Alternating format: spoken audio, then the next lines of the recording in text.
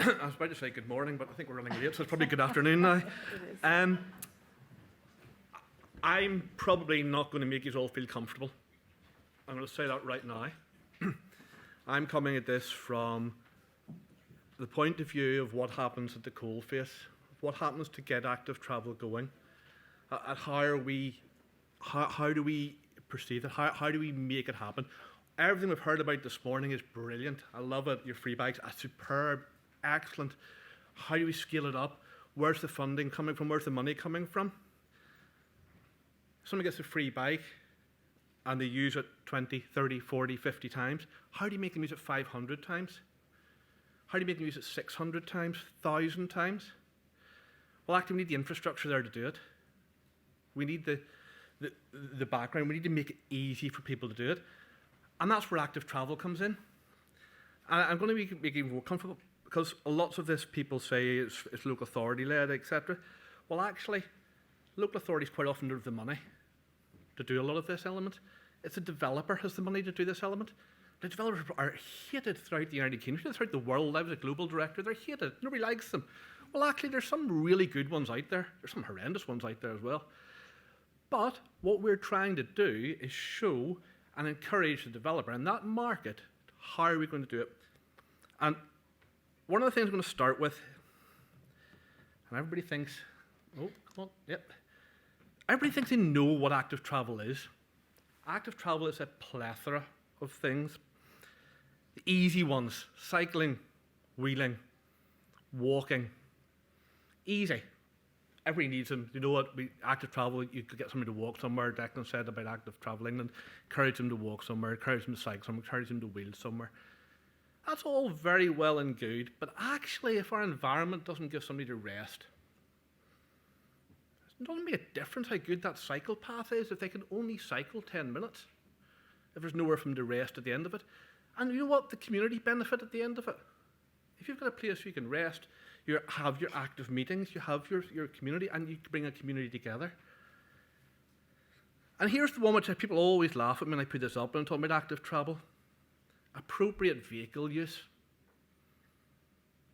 And I think about this, active travel, what's vehicles got to do with active travel? Well, actually, if you can't get to the place to walk, if you can't get a bus to a national park, if you can't get a bus to leave you within a mile of your employment, or you can't walk, or you can't drive a mile of your employment, what's the point of that path? What's the point of doing it? There's an integration element of it. But also, and I'm well known for saying my mind here, but planners and transport highways officers in particular have a love of the vehicle. And I love that actually you're going to sit and you're going to stick a car park right outside every development. Most developers hate that. They detest it. It's wasted money. Developers want to make money. Car parks don't make them money. But if you put car parks in the wrong place, you're just discouraged or disincentivized active travel. So making them in the right place, so it's a hugely important part of active travel is what we do with the private vehicle. The environment, it's not just made up of developers. We've heard it's made up of communities, charities. It's made up of NHS and health. Most importantly, it's made up of local and national planning authorities.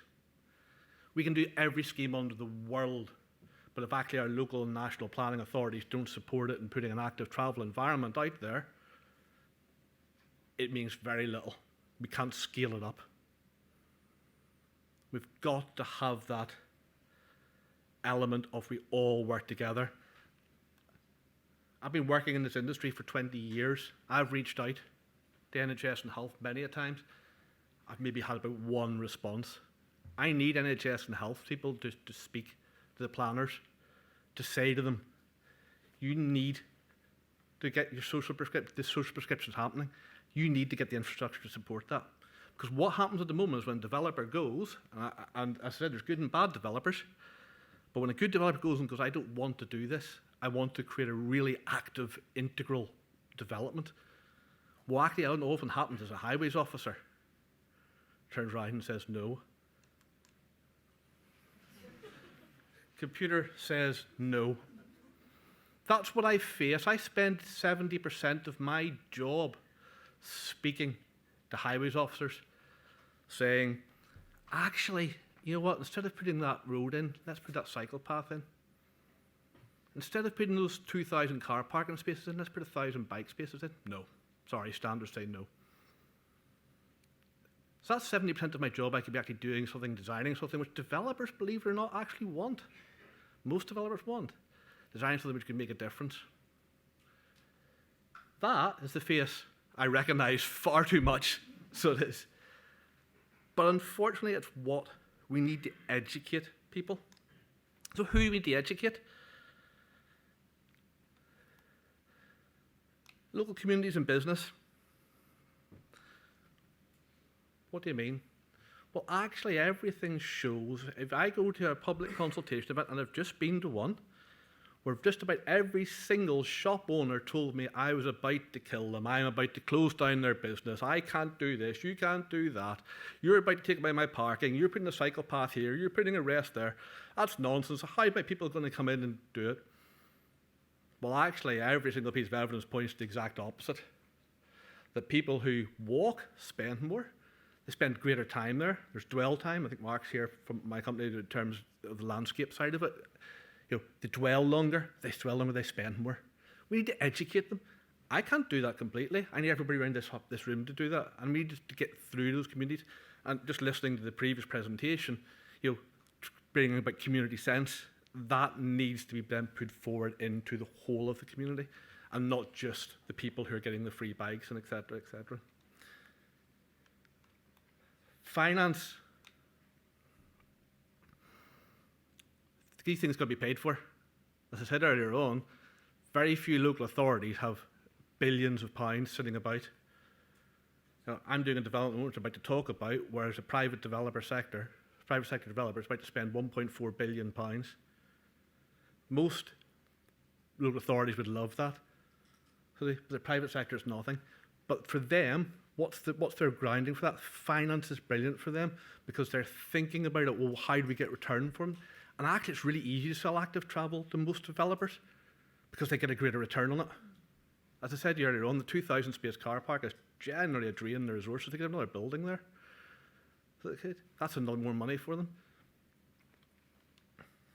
Developers, believe it or not, despite the fact they probably hate it, are the people who you have to do the least persuasion with when it comes to active travel. They're the ones who actually want to embrace it. They can see it. And people talked earlier here on in these presentations about workplace health. They can see with their building and office development, actually, if I can turn around and say to you, I can reduce your absenteeism by X, or I can make your workers more productive because actually I'm going to provide an environment where they walk and cycle in, or they take the public transport in rather than sitting in a tin breathing in polluted air. That's an easy sell to developers because they can sell it on.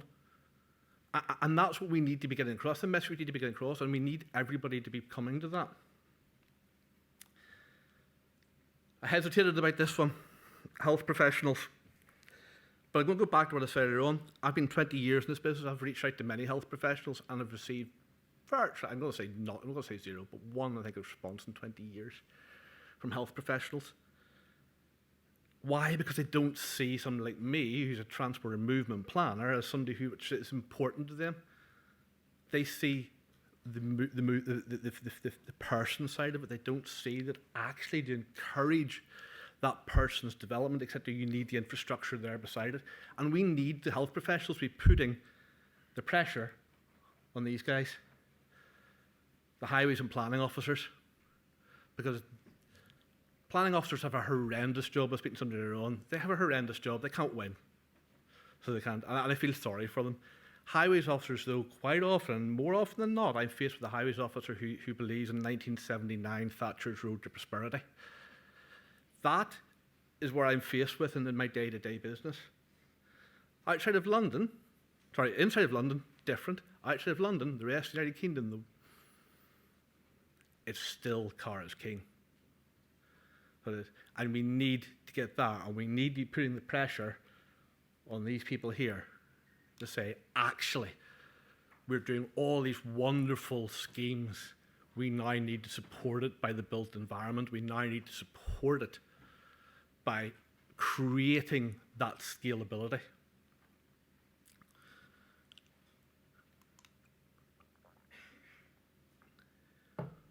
So what are the benefits? I'm not going to talk too much about this one. Everybody here knows about the health benefits of it. Everybody knows about the health benefits. Yeah, that's brilliant. Economic benefits. Saving congestion. Said they spend more money if you're dwelling longer, if you're walking. You've got another developable area. Most developers are brilliant. I've got another place I can put another building. Hey, superb, I can make more money. Why not? If it's something which is helping them and can help the community, why not help support it? And they will buy into that. They will buy into an active travel environment for that reason. I'm going to go into a very quick practical example, and I've very deliberately chosen one not in England. It's in Glasgow. One of the most accessible places in Glasgow. This is a big, multinational, Fortune 100 company spending a lot of money here. So in Glasgow, can't see from over there. Anyway, basically we've got the main train station, the main bus station, the underground, the main cycle path, all coming together right beside Buchanan Galleries. It is, as you can see at the moment, a horrendous monolithic building. We'll not talk about the embedded carbon story. That's a different story altogether. But it's a horrendous monolithic building. Doesn't work for this kind of people. Why not? Because actually it blocks the communities getting through. It blocks people going from the bus station to the train station. It blocks people getting to the underground. And the developer sees that, actually, that's my problem. That's a problem because people can't get to my development. That's an issue for me. Like, it's going to this. Now you're going to look at that going, how's that different? Well, actually, what it is just replace one monolithic building with 15 buildings. And actually, if you look at it on the right-hand side there, the movement strategy has actually fed through the whole of this element. New pedestrianised lanes going north-south to connect to the bus station, which is here. Connects to the Queen Street train station, connects to the underground. Opening up traffic-free zones to go through, creating a brand new pedestrianised street so we can connect east to west, connect north to south there. Really easy sell to my developer because it just brings people into his development and creates money. So that's the sort of element which we're looking at. And I'm going to say a couple of things here very quickly because I want to go into another example very quickly. These all look like boring architectural images. The sort of thing you see 900 times every sort of week. But I want to point out a couple of things here. We talked about rest being important. Sort of the rest areas, informal. You can't actually see it, but if you look up here, the trees are also for shade. But at the trees, there's actually plugs and points, and that's for people who are mobility impaired to plug in their wheelchairs, for electric wheelchairs, to encourage people to be able to use this area. This is one of the brand new pedestrianised areas, and I'll make you laugh talking about highways officers. I'm bringing a brand new street in, no vehicles going on it, full of pedestrians, and the council asked me to traffic model the whole area. That's how embedded they are in their thought process. And last one, this is it currently. This is what we're going to do. Okay, it's an architectural render, but one of the biggest problems was it was dark, horrendous. People didn't want us to walk along it. You know, creating that lane, creating the only glass front, which we're putting into all of these 15 buildings, you'd be glad to know, to allow light to come in so people are encouraged to walk it. That's United Kingdom. That was a tough sell to highways officers, to planners. That was a really tough sell to do. I'm going to go for another one here. Kosovo. Not something which people things and brings to mind, but look at it. Look at all the parking along it. Hugely car dominant. You know, that, believe it or not, was taken from the survey we were doing, the traffic camera we were doing. Parking everywhere, parking. But then again, what's some wonderful stuff happening? Street, e-scooters happening everywhere, brand new electric buses, some wonderful stuff happening. Why? Because the political will is there from the council at the very top. More importantly, their team of 3 transport officers bought into a car-free future. I'm going to show you something, because listen to what the people say. This is all examples in Kosovo. Parking problem in Kosovo, the locals stuck big water bottles out. Quite regularly, I used to see, I saw people sticking statues of dogs out, but the guy chased me off and was taking a photograph. The path in disrepair, the locals fixed it. This street used to be a street full, and now this used to be a road, just all car-based. You know, all now play, and apologies for that image, but all of those are at play areas. The people wanted it. The areas which we used were the ones which had been opened up. The people wanted, listen to them, get through to them. We created a pile of images here.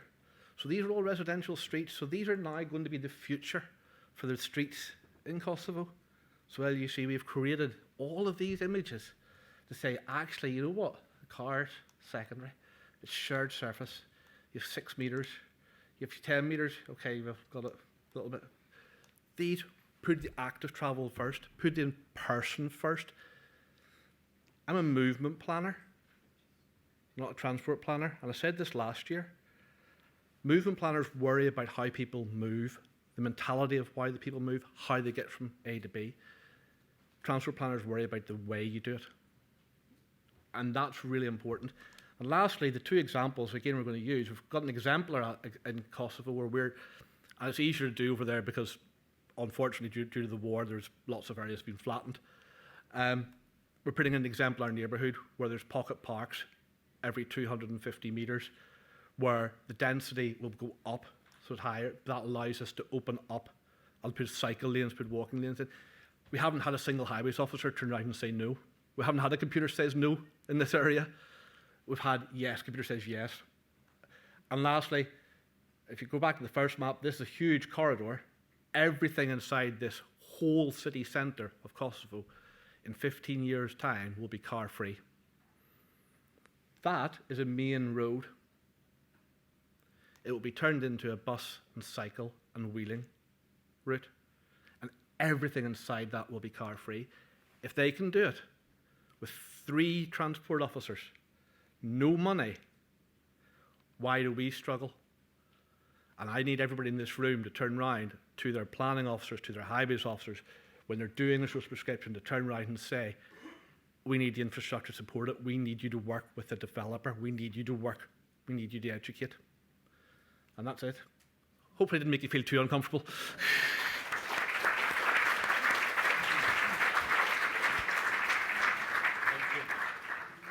Thank you, Neil. Great call to action and such important work. And when the evidence already